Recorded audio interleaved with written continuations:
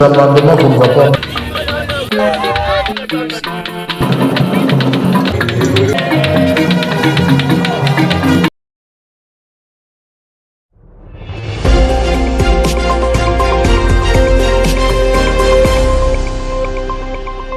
Siégeant ce vendredi 4 avril 2025, journée déclarée fériée, chômée et payée en commémoration de la date du 6 avril, décrétée le 30 mars 2023, journée du combat de Simon Kimbangu et de la conscience africaine, l'Assemblée plénière de la Chambre basse du Parlement a procédé à la validation de mandats de 10 nouveaux députés nationaux et a prorogé l'état de siège dans les provinces du Nord Kivu et de l'Ituri. Dans son mot d'ouverture du haut du perchoir de l'Assemblée nationale, le professeur Vital Kamerhe, président de la Chambre basse du Parlement, s'est adonné à un bref rappel historique du combat mené par le prophète Simon Kimbangu dans l'éveil de la conscience, le mettant ainsi au rang de précurseur de l'indépendance de la République démocratique du Congo. À 48 heures de cette commémoration hautement symbolique pour la société congolaise, le président de l'Assemblée nationale s'est réjoui que la mémoire de cette figure de proue dans l'éveil de la conscience africaine soit célébrée. Comme vous le savez, Simon Kimbangu est l'un des précurseurs de l'indépendance de notre pays. Son combat, il l'a mené pacifiquement avec une seule arme, la religion.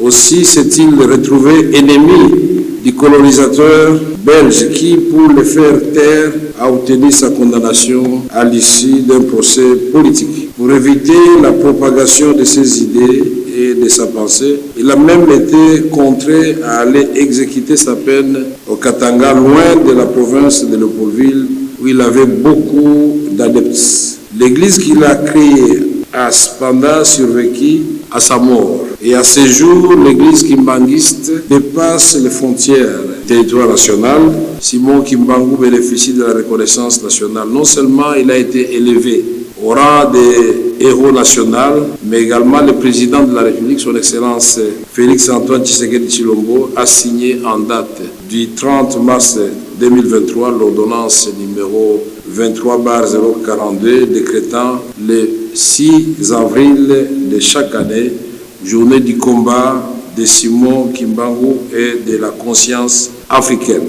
Comme inscrit dans l'ordre du jour de cette troisième séance plénière de la session ordinaire de mars 2025, l'Assemblée plénière de la Chambre basse du Parlement a validé à l'unanimité le pouvoir de 7 nouveaux élus, dont 5 de la circonscription électorale de Masimanimba dans les Kwilu et 2 de Yakoma dans le Nord-Ubangi et 3 suppléants des députés nationaux promis aux fonctions incompatibles au mandat d'élu national, ce après la présentation du rapport de la commission politico-administrative de l'Assemblée nationale. Nous avons examiné les dossiers des collègues dont les noms suivent. 1. Honorable Mboui Kaya Nyi Mboui Guido, élu de la circonscription de Yakoma dans la province du Nord-Ubangi. 2. Honorable Nzangi Ngelebi Antoine, élu de la circonscription de Yakoma dans la province du Nord-Ubangi. 3. Mazenga Makanzu Didier, élu de la circonscription électorale de Masimanimba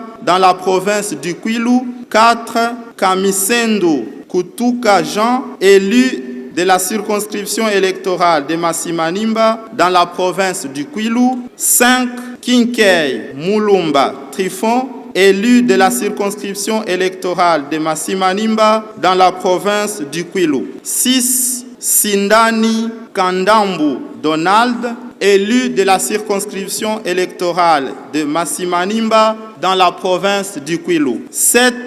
Luansangu Muheta Paul de la Croix, élu de la circonscription électorale de Masimanimba dans la province du Kwilu. 8. Madame Kembi Landu Brigitte, en remplacement de l'honorable Wameso Nkwaloloki André, nommé directeur de cabinet adjoint du président de la République. Monsieur Ilunga Hopeni Jacques, en remplacement de l'honorable Kolongele Eberand Désiré Kasmir, nommé conseiller du président de la République en matière de sécurité. 10. Enfin, Didier Dibenga Mulumba Eric en remplacement de l'honorable Lubanga Mwambi Taylor, nommé chargé des missions du président de la République. La séance plénière de ces jours a également procédé à l'examen du projet de loi portant prorogation de l'état de siège sur une partie du territoire national porté par le ministre d'État en charge de la justice et garde des Sceaux, Konso Mutemba Tungunga, accompagné de son vice-ministre en charge de contentieux internationaux, Samuel Mbemba Kabouya.